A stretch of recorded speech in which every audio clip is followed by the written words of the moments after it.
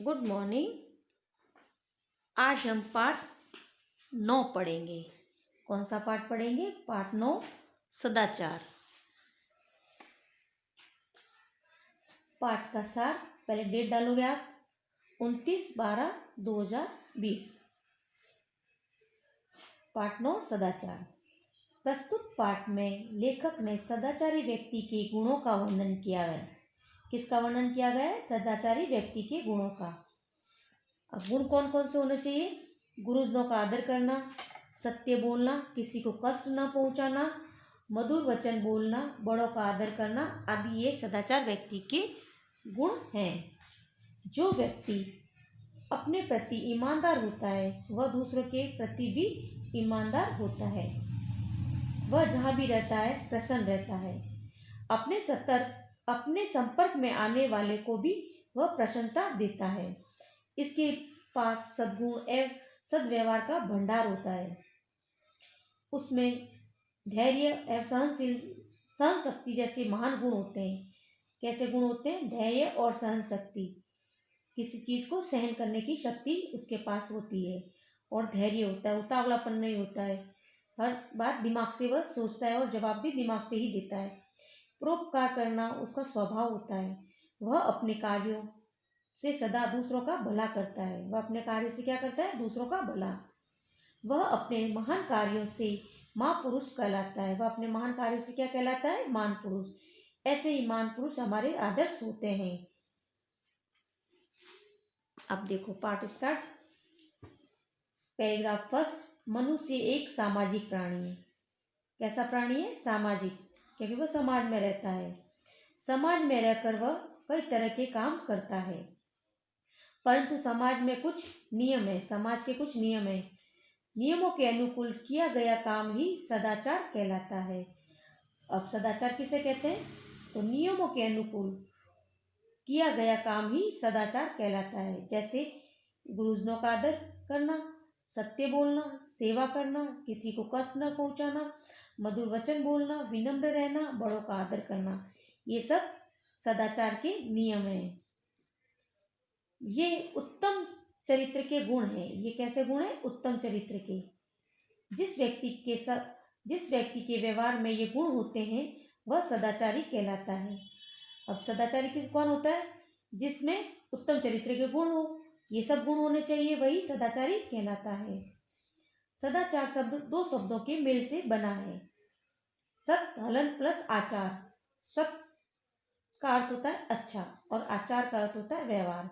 इस तरह सदाचार का अर्थ हुआ अच्छा व्यवहार। अच्छे व्यवहार से ही व्यक्ति के सदाचारी होने की पहचान होती है। अब इसके शब्दार्थ। सामाजिक यानी समाज का, प्राणी यानी जीव, सदाचार यानी अच्छा व्यवहार। सदाचारी बनने के लिए ईमानदार होना आवश्यक है। सदाचारी बनने के लिए क्या आवश्यक है? ईमानदार। जो व्यक्ति अपने प्रति ईमानदार होता है वह सबके प्रति ईमानदारी बरतता है। चाहे सेवा की बात हो, चाहे कर्तव्य की, धन की बात हो या कमाई की, लेने की बात हो या देने की, सब जगह ईमानदारी बरतता है, वही सदाचारी कहलाता है। सब में उसका व्यवहार ईमानदारीपूर्ण रहता है। कैसा होना चाहिए? ईमानदारीपूर्ण। ईमानदार व्यक्ति गरीब होते हुए भी धनी होता है, क्योंकि ईमानदारी के कार्यों से उसे सम्मान और आनंद मिलता है। ईमानदारी के कार्यों से उसे क्या मिलता है? सम्मान और आनंद, सुख प्राप्त होता है। बेईमान से प्राप्त हुआ धन वगैरह जो भी, उसकी रातों की नींद हराम हो जाती है और उसे हर वक्त डर लगा रहता है। बेईमान व्यक्ति धनी तो हो सकता है, परंतु वह सम्मान और आनंद प्राप्त नहीं कर सकता। बेईमान व्यक्ति कैसा? धनी तो हो सकता है, परंतु उसको कहीं सम्मान नहीं होता है। कहते हैं ना, ये तो बेईमानी करता है, और उसको आनंद भी प्राप्त नहीं होता है, सुख नहीं मिलता है। आज हम 2 पैराग्राफ ही पढ़ेंगे। इसके भी शब्दार्थ देखो। शब्दार्थ आपको कॉपी में करने हैं, ये ध्यान रखना। ये भी शब्दार्थ और वो दूसरे सेकंड नंबर शब्दार्थ बताऊंगी, वो भी आपको। गरीब यानी निर्धन, सम्मान यानी आदर, आनंद यानी खुशी। ओके, आज हम यहाँ तक ही पढ़ेंगे। अब इसके शब्दार्थ देखो, यह आपका होमवर्क होगा। मंजिल यानी लक्ष्य, सहजता यानी सरलता, असीम यानी सीमाहीन, संत यानी महात्मा, अनुकरणीय यानी दोहराने योग्य, परस्पर यानी आपस में। योग्य शब्दार्थ आपके।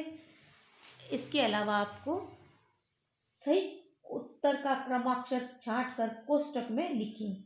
ये आपका होगा प्रश्न। इसमें डेट डाली हुई है, डेट डालोगे 29। सत्य बोलना एक प्रकार की तपस्या है। खंड, अव्यवहारिक, अखंड या असत्य। उत्तर होगा श, अखंड। क्या होगा? अखंड। बेईमान व्यक्ति धनी तो हो सकता है परंतु प्राप्त नहीं कर सकता। क्या नहीं प्राप्त कर सकता? सम्मान। इसमें लिखना है आपको अ, सम्मान प्राप्त नहीं कर सकता। फिर खाली जगह ही वास्तव में सदाचार है। सद्व्यवहार, और इसमें भी अ लिखना है आपको। सद्व्यवहार, आदर, दुर्व्यवहार या निष्ठा, ये आपको ऑप्शन दे रखे हैं, उसमें से अ ऑप्शन भरोगे आप। अ। उत्तम व्यक्ति के गुण है गुरुजनों का आदर करना, मधुर बोलना, विनम्र रहना। क्या होगा? उपयुक्त सभी, द। ओके। इसके अलावा अपन को भाषा की बात क्या करनी है? भाषा की बात।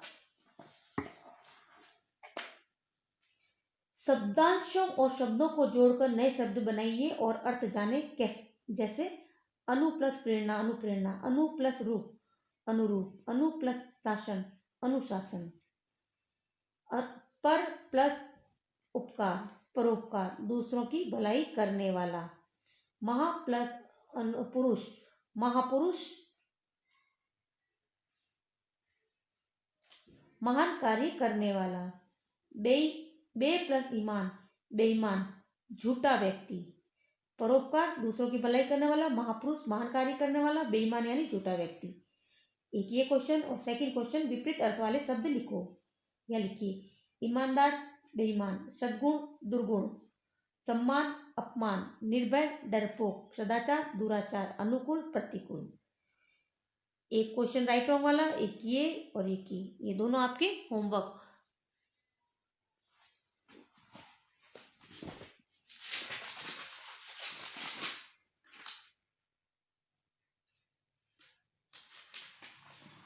ये आपका होमवर्क होगा।